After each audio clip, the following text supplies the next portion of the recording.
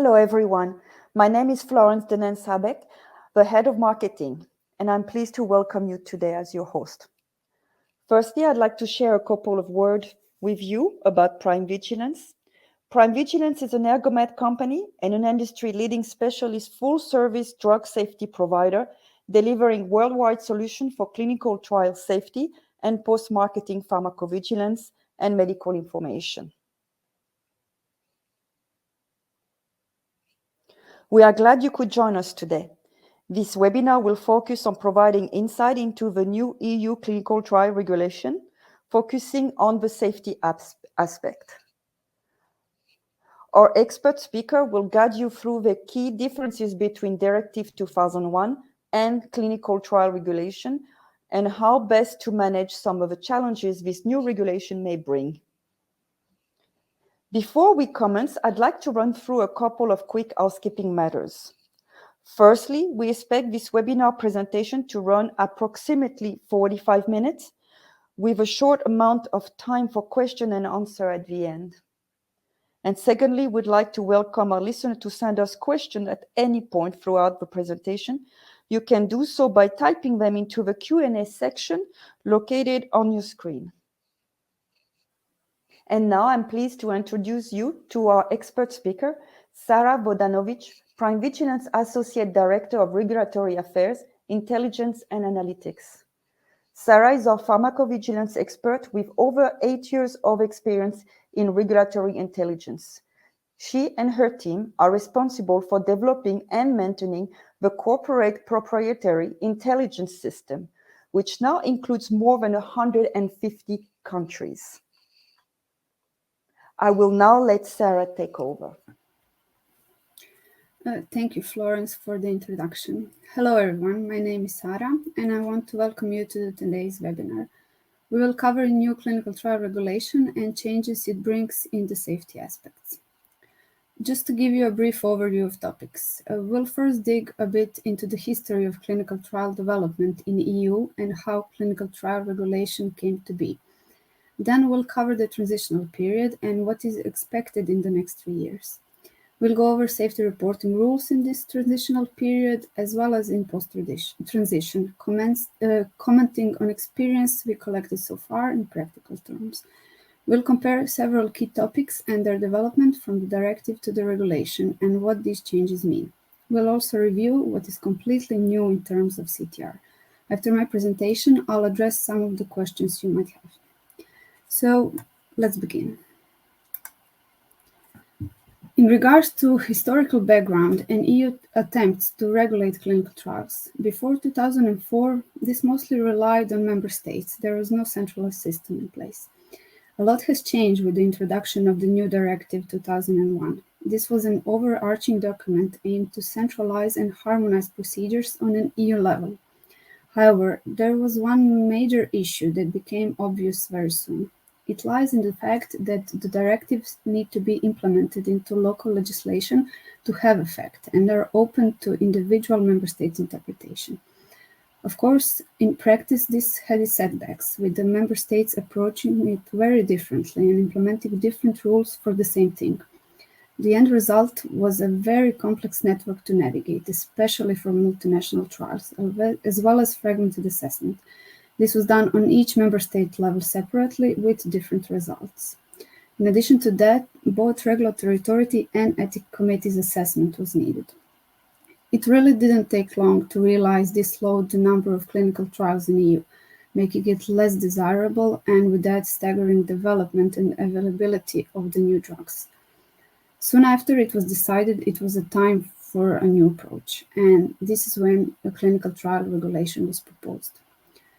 First of all, it is a regulation that makes a very big difference. An EU regulation does not require the implementation of legislation at a national level, and it removes the potential for variation in interpretation between member states. So this leads to a fully harmonized approach. CTR, clinical trial regulation, it was adopted 7 years ago in 2014, addressing a lot of safety issues, introducing changes and making a huge effort in facilitating the entire process start to end. Implementation, however, had to wait. In order to support it, IT system needed to be developed with all the functionalities. This really took some time. And finally, in the summer of 2021, it was announced that it is functional and ready to use, which ticked off 6 months period to the implementation of CTR. Even though the directive is repealed right away, this is done to avoid two sets of regulation being applicable at the same time. There is still a transitional period where, depending on your clinical trial and how it is approved, different rules will apply. This will allow sponsors to adjust and transfer to CTR at their own pace. So, we will take a look at this system that took so many years to develop. What is it? First of all, it needs to be emphasized that this system, Clinical Trial Information System, is run by European Medicines Agency, and that the development of CTIS is not really completely finished. Additional improvements and functionalities will be added over the next year on the basis of user experience and legal requirements. But overall, Clinical Trial Information System, it has several important capabilities. It is the single entry point for submitting applications in the European Union, which will be then stored and treated in the system without any parallel processes. This is a major difference from the current situation, in which the authorization needs to be requested separately in each member state. And furthermore, within each member state, submission needs to be done to both national competent authority and one or even multiple ethics committees. So the processes for this submission, of course, also differ from one member state to another. This CTIS also offers end-to-end electronic application procedure. Everything is done via the system centrally, from start to finish of the trial. It is also a way to communicate between sponsors and member states, but also between different member states as well. And there are areas that are dedicated specifically for sponsors, for member states, and even for the public. All safety information is collected and centralized and analyzed in a centralized way. In technical terms, this system is connected to different databases managed by EMA. For example, with EMA account management, which allows you to access CTIS if you are already registered with any of the EMA systems. So it is enough that you are registered with EMA and you can access CTIS easily. From the organization perspective, organizations need to be registered through Organization Management Service, so-called OMS first. And the CTIS is also connected to EV-Human and its components, such as, for example, Extended Vigilance Medicinal Product Dictionary, so-called XCVMPD. And that system provides CTIS with valuable information on both authorized and non-authorized products and their active substances. It also manages and analyzes information on adverse drug reactions from both clinical trial and post-marketing area. European Commission, World Health Organization, as well as all member states and sponsors, they all have access with different level of rights and possibilities, of course.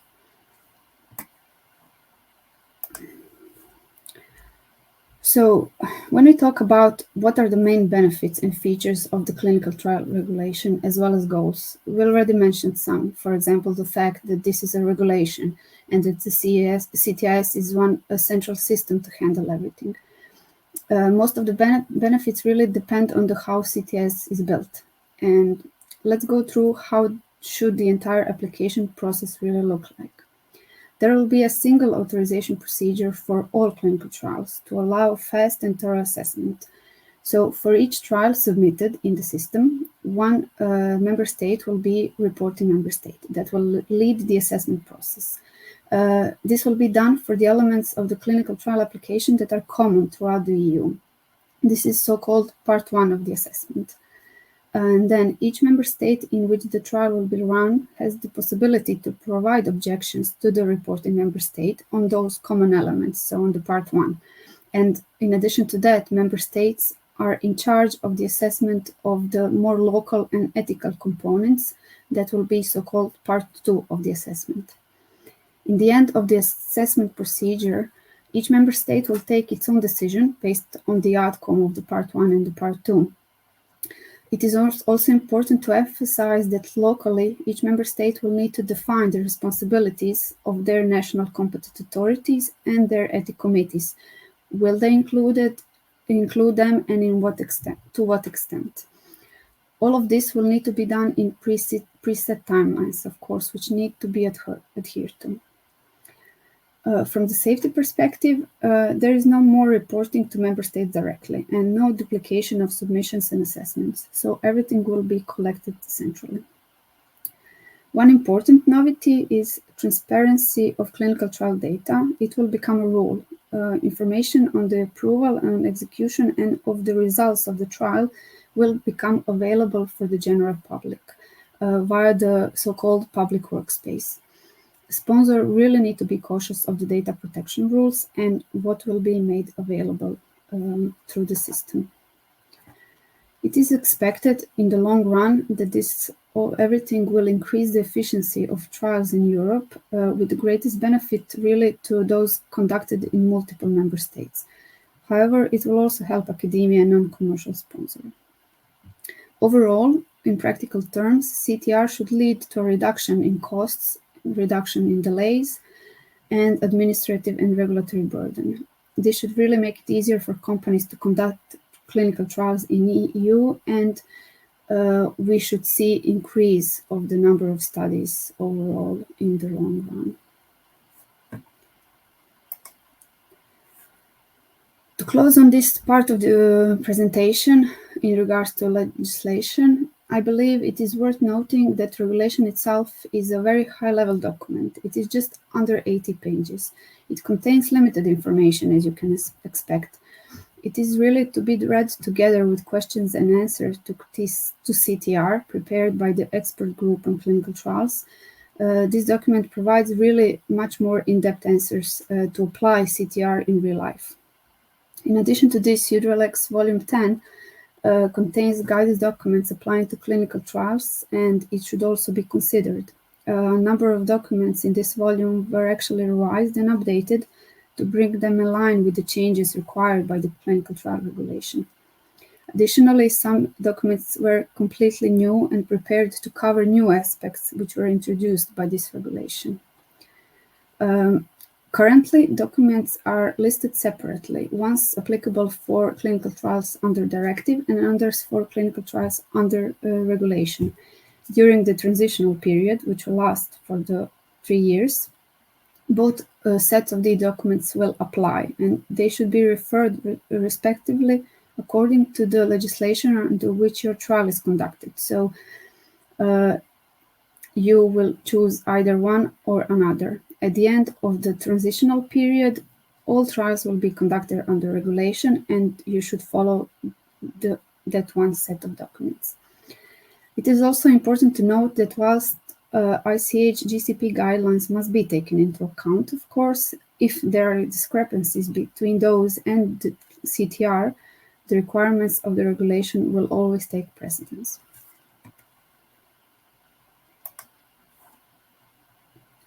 When it comes to transitional period, a 3-year period was allowed to transfer all the trials from Directive to regulation, starting with 31st of January 2022, so 2 months ago, when this regulation became applicable and Clinical Trial Directive was repealed. All trials will be conducted under CTR by 2025. So the EMA has provided a phased implementation. In this first year, so from January 22 to January 23, sponsors may still elect to submit applications for the new trials, either under the old directive or the new CTR. During this first year, sponsors can also transfer any eligible trials from directive to the regulation if they wish to do so. However, after the first year of implementation, so after the January 2023, and for the following 2 years, all new applications for trials must originate under the new clinical trials regulation. For ongoing studies, they can remain under clinical trial directive.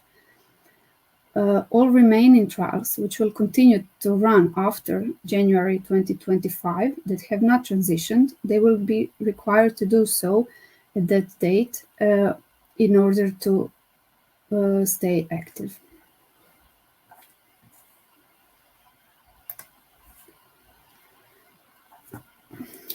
In the transitional period, a different set of rules will apply for safety reporting to both national competent authorities and to the ethics committees.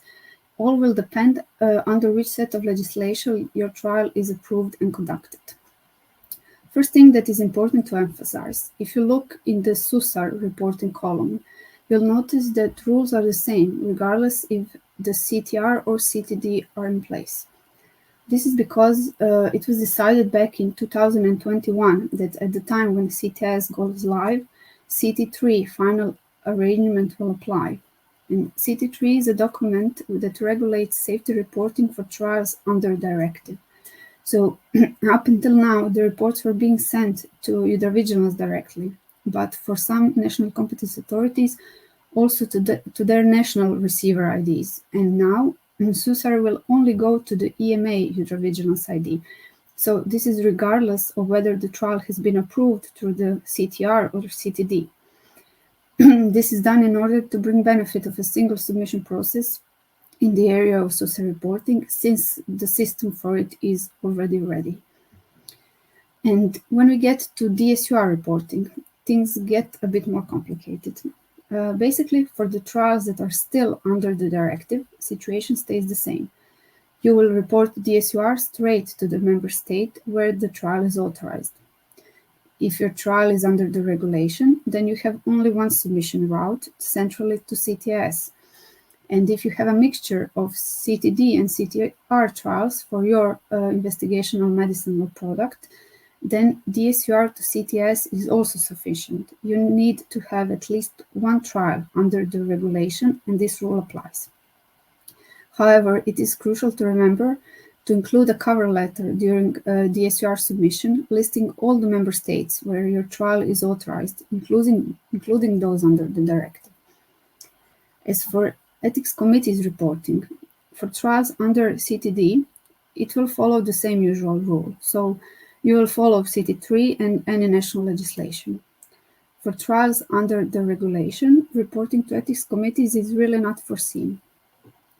Expectation is that member states will agree on a national level if ethics committees need to be included in assessment at all, and how to grant them access to relevant information. Again, if you have a mixture of CTD and CTR trials for your IMP, you'll only report to the ethics committees of member states where trials are under the Directive. So what we covered now is a general transitional plan. But what happens in the real world? As this regulation is directly applicable to member states, it is expected that everyone will obey these rules. However, regulation really did not forbid them to apply additional national requirements, and that is something that needs to be checked on a national level. More or less, it was confirmed with NCAs. They mostly decided against setting up additional rules. So everybody is pretty much for harmonization and simplification. And this goes both for ethics committees and national competent authority reporting. At this point, we can confirm none of them expects reporting to continue to their national identifiers in Vigilance. And moreover, some countries, like for example Spain, took the opportunity to further simplify their processes. They completely abolished reporting to their autonomous communities, and this goes for both trials under the Directive and the regulation. And as for the trials that are still under the Directive, like already said, a standard set of rules applies. But not only that, there are some national competent authorities that had some additional requirements, and they are still in force and need to be considered. Good examples are reporting of local death cases to Czech Republic and 6 monthly line listings to a number of countries. Example could be Romania or Croatia. It should also be noted that there are countries that didn't really address CTR changes publicly yet, to the best of our knowledge. They didn't really abolish their rules and are not ready to make the full switch to CTR. Luckily, it is very few of them. A good example of that would be Poland.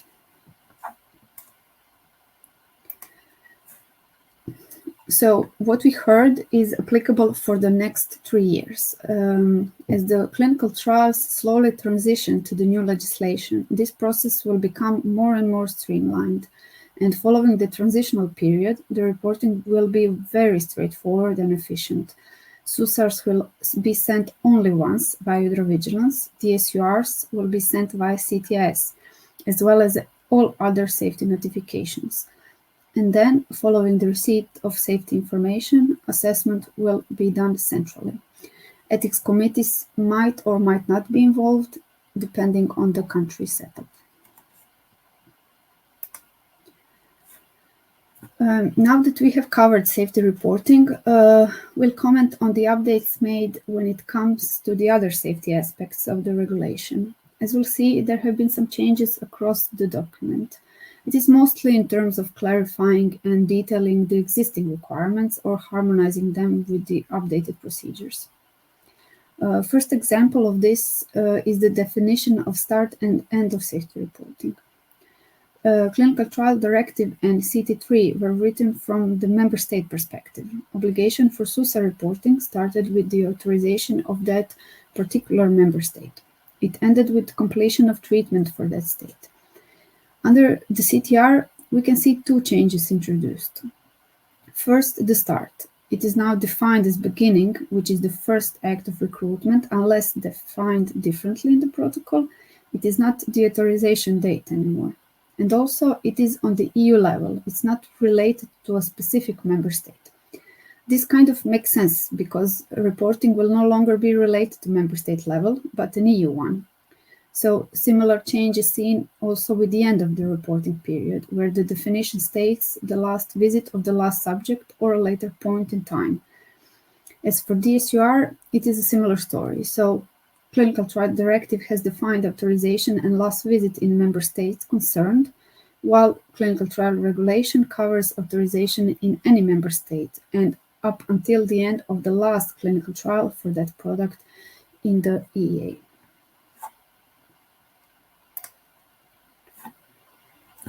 In regards to sponsor reporting to investigator, this is a question that is commonly seen. And even though text was rewritten, in essence, not much really changed. It is still instructed to have a concise and practical information, and at least as a list of SUSARs and a summary analysis of safety profile.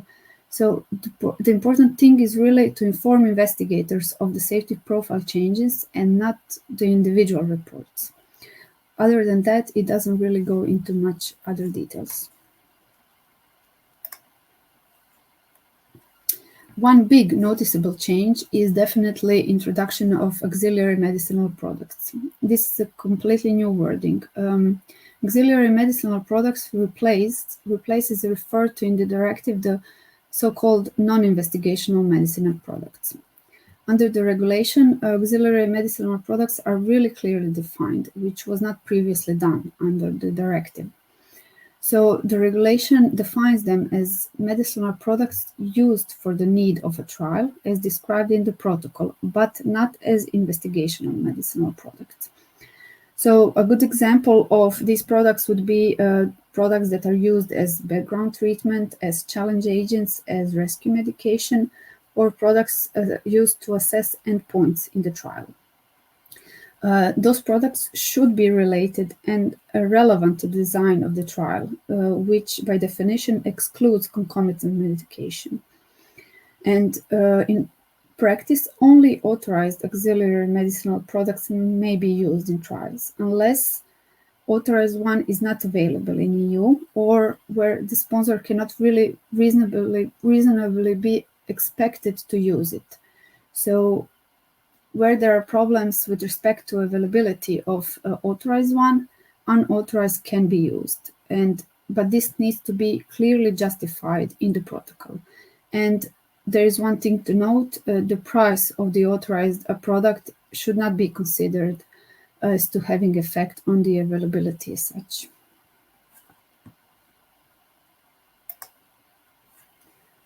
When it comes to the safety reporting of these products, it is really defined in detail for the auxiliary medicinal products. The reporting obligation basically depends on the authorization status of the product. Reporting of SUSARs related to non-authorized auxiliary medicinal products should go through PrimeVigilance clinical trial module, and it follows the same reporting rules as IMP. This is expected since it is not an authorized product anywhere. So when it comes to safety reporting in relation to authorized auxiliary medicinal products, this should be done in accordance with pharmacovigilance rules of Directive 2001/83, irrespective if they are used in accordance with the terms of their MA. This is to say they should be submitted following post-marketing reporting rules. So if you have adverse event that is suspected to be related to your authorized auxiliary medicinal products, and it doesn't result from any possible interaction with the investigational medicinal product, the investigator or the sponsor are encouraged to report these either directly or to the marketing authorization holder of this product. And when they are made aware of such case, the member state or the MAH, they apply the GVP Module 6 guidance to handling of these cases. So post-marketing rules again. And general instructions and details are provided in auxiliary medicinal products in clinical trials guide. They were written by, these recommendations were written by the expert group, covering example and detailed instructions on handling these types of products.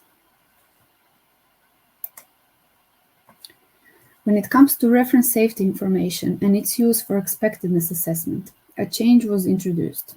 As per CTFG guideline, for the trials under the directive, you are supposed to wait for approval of newly updated reference safety information in all member states where the trial is ongoing. And now it is really sufficient to receive first positive decision, and following that you can use your RSI, new version of the RSI for assessment. And once CTR is the only legislation that will be followed, this will definitely speed up the process and make it easier to track and use IBs. However, complications might really arise in this transitional period because there might be situations where you have a trial for certain investigational medicinal product in a certain set of countries that are under the directive. And for the same IMP, you will have a different trial in additional countries that is under the regulation, for example. Really special care and caution will need to be applied to reportability assessment and the use of the current valid IBs, as for some trials one could be valid and for others another version, with these different rules applying and adding the countries in the mix in different order.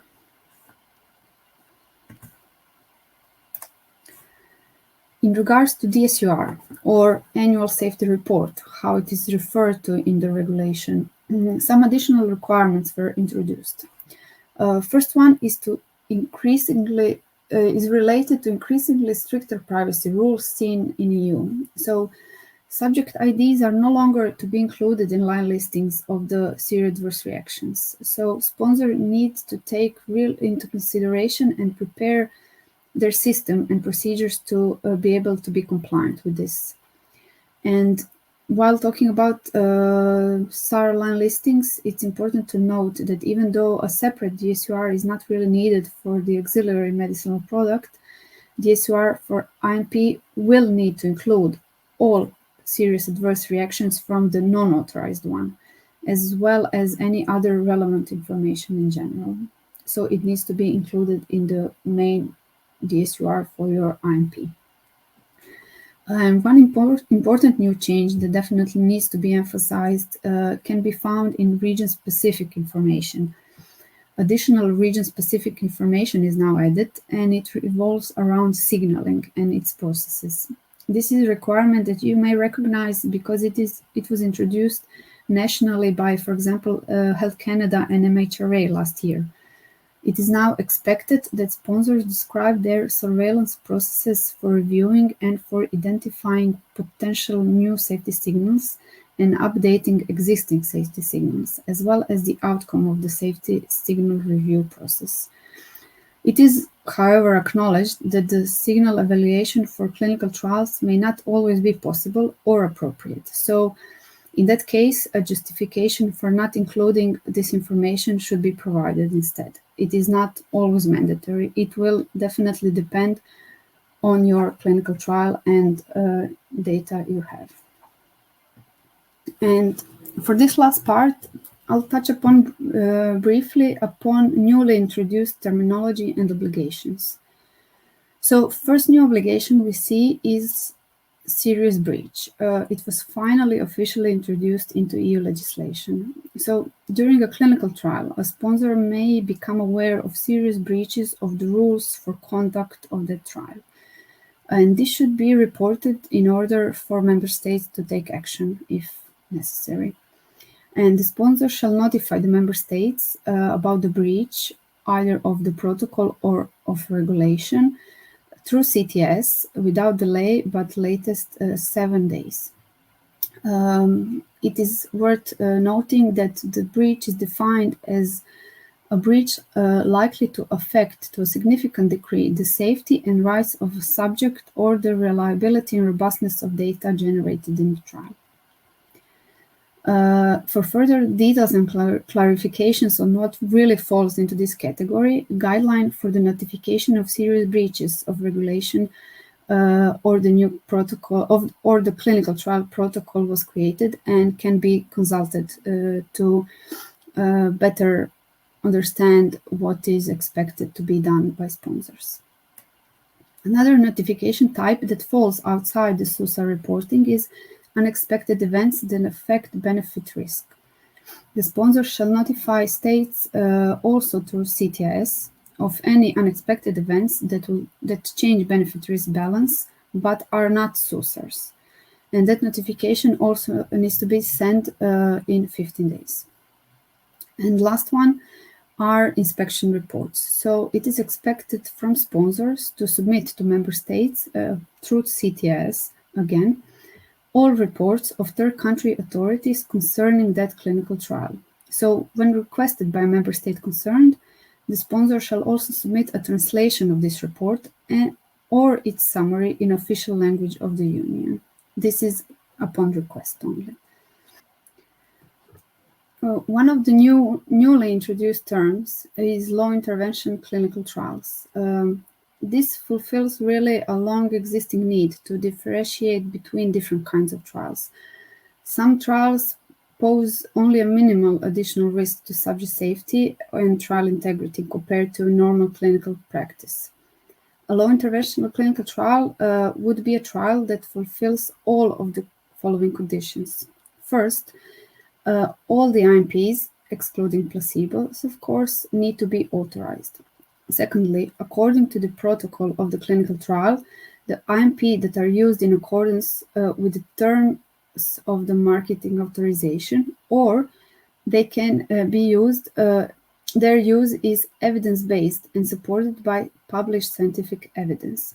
And lastly, the additional diagnostic or monitoring procedure do not pose more than minimal additional risk or burden to the safety of the subjects compared to normal clinical practice.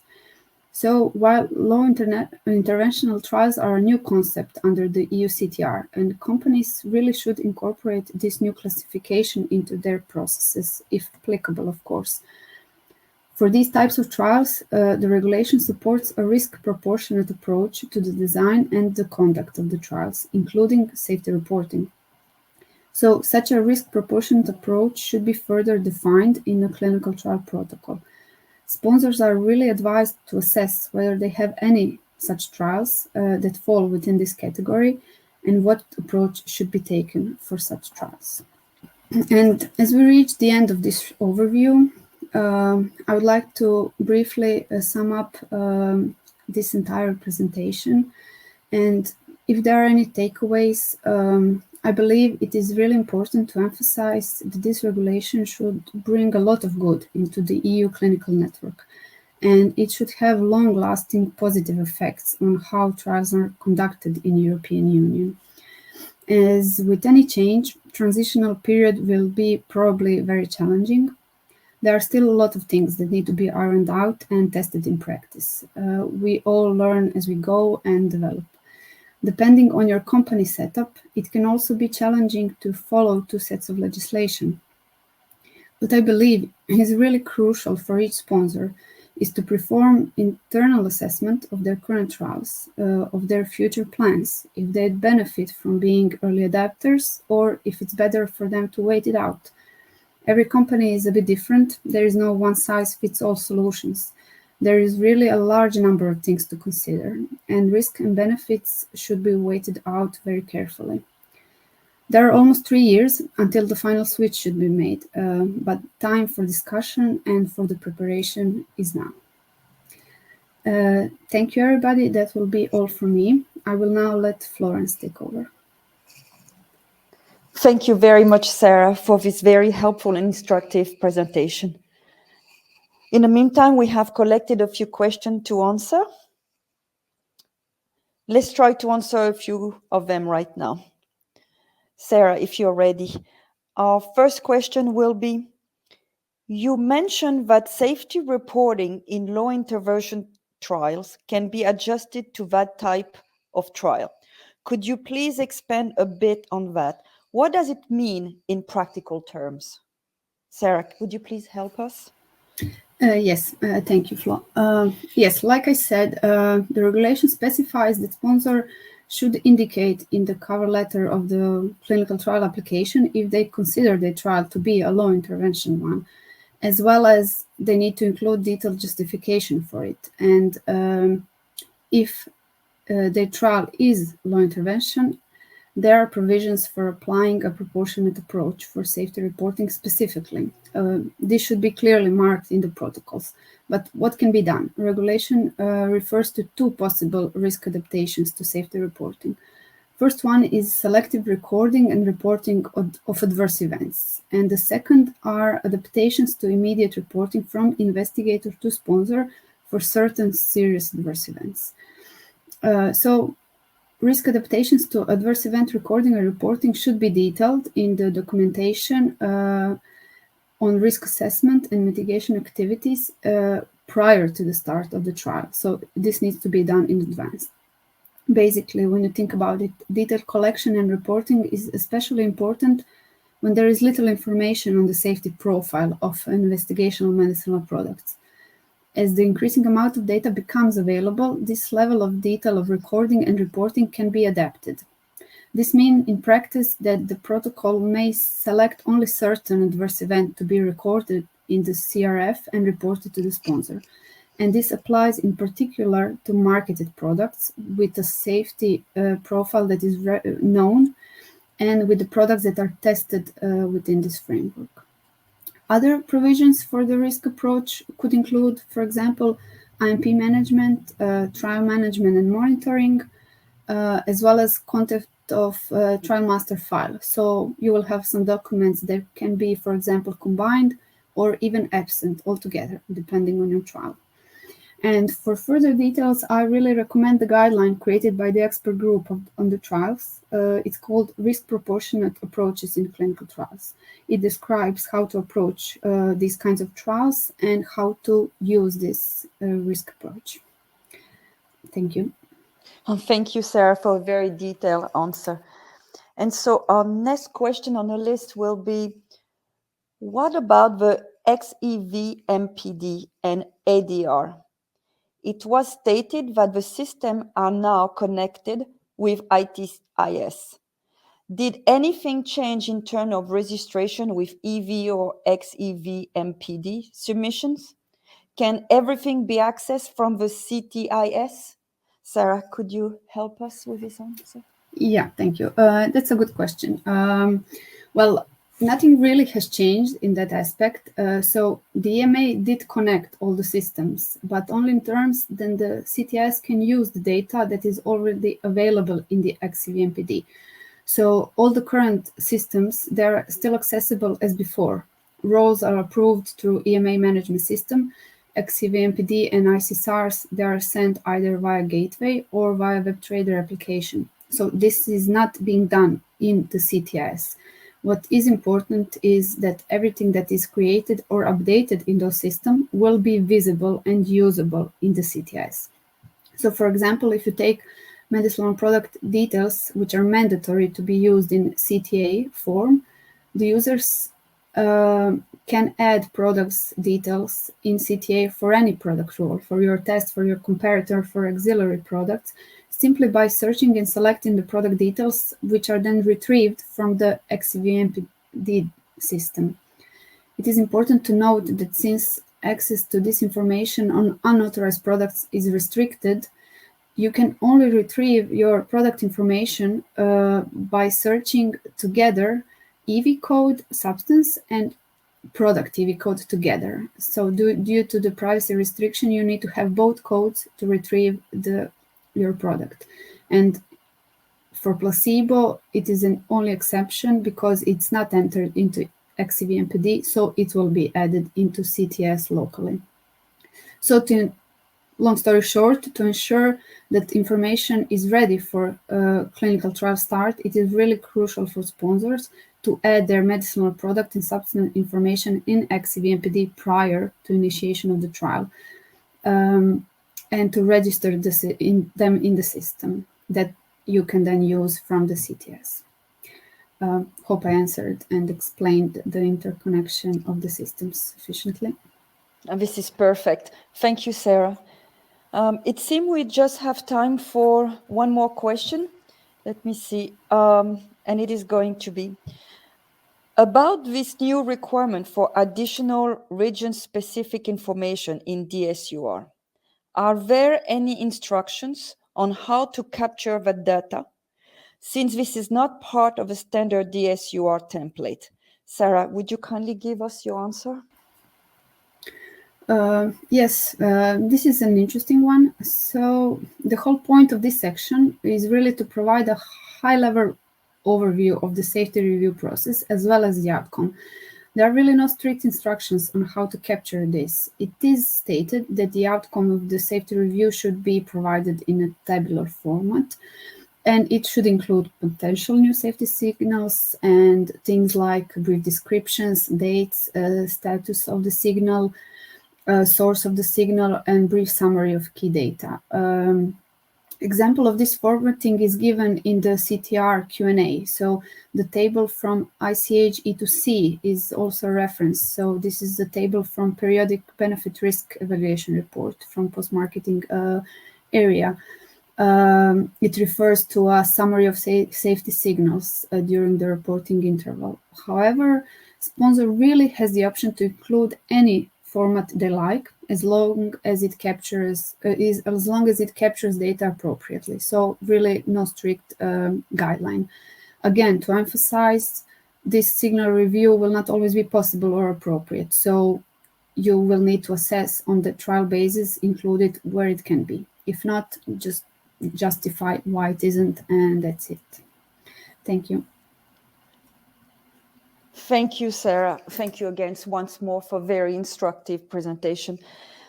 Unfortunately, this is all the time we have for today. So we want to answer everyone who has taken the time to ask a question, and we will do so by replying via email to all outstanding questions soon after. This will conclude our webinar session. We'd like to thank everyone once again for joining us. We hope you find this webinar helpful, and we are looking forward to be receiving any feedback. To remind you, this webinar will be soon available to watch again from the PrimeVigilance website webinar section. We thank you very much for listening, and until next time.